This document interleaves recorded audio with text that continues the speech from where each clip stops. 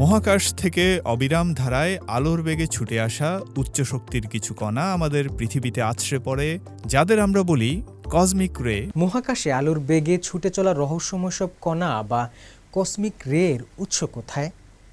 প্রায় ৭০ বছর ধরে বিজ্ঞানীদের মাথায় ঘুরপাক খাওয়া এই প্রশ্নের উত্তর খুঁজে পেয়েছেন চীনের বিজ্ঞানীরা। আকাশগঙ্গার গভীরে থাকা বিশাল সব ব্ল্যাক হোল যে কেবল সব কিছু গ্রাসী করে না, বরং প্রচণ্ড শক্তির মহাজাগতিক রশ্মিও তৈরি করে। এই যুগান্তকারী আবিষ্কার মহাবিশ্বের চরম ভৌত প্রক্রিয়া সম্পর্কে আমাদের প্রচলিত ধারণা বদলে দিতে চলেছে।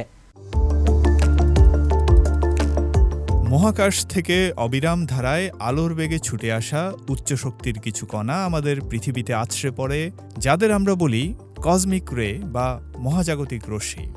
আজ থেকে প্রায় ৭০ বছর আগে বিজ্ঞানীরা লক্ষ্য করেন এই রশ্মির শক্তির গ্রাফে একটা অদ্ভুত বাঁক আছে। মানুষের হাঁটুর হাড়ের মতো দেখতে হয় এই বাঁকটার নাম দেওয়া হয়েছিল নি। কিন্তু এই বাঁকটা কেন তৈরি হয় আর এর উৎস কোথায় তা নিয়েছিল ধোঁয়াশা। চীনের বিখ্যাত large high altitude air shower অবজারভেটরির গবেষকরা এবার সে কারণটি উন্মোচন করলেন।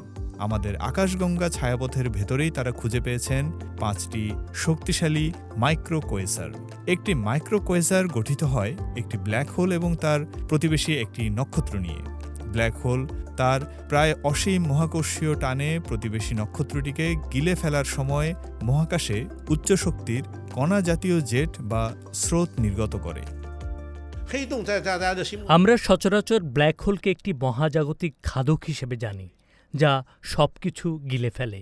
কিন্তু অবাক করার বিষয় হলো, এরা একই সাথে অত্যন্ত উচ্চ শক্তির কণা উৎপাদনকারী উৎস হিসেবেও কাজ করে। এই মাইক্রো কোয়েসারগুলো প্রতি সেকেন্ডে যে পরিমাণ শক্তি নির্গত করে তা পৃথিবীতে মানুষের তৈরি সবচেয়ে শক্তিশালী 400 ট্রিলিয়ন হাইড্রোজেন বোমার বিস্ফোরণের সমান বা তার চেয়েও বেশি। এই প্রচণ্ড শক্তির কারণেই মহাজাগতিক রশ্মির সেই রহস্যময় বাঁক বা নি তৈরি হয়। চীনের এই যুগান্তকারী গবেষণা সম্প্রতি প্রকাশিত হয়েছে ন্যাশনাল সায়েন্স রিভিউতে। বিশেষজ্ঞদের মতে এটি কেবল একটি আবিষ্কার নয়, বরং মহাবিশ্বের চরম ভৌত প্রক্রিয়াগুলো বোঝার ক্ষেত্রে এক বিশাল মাইলফলক। ফয়সাল আব্দুল্লাহ, সিএমজি বাংলা।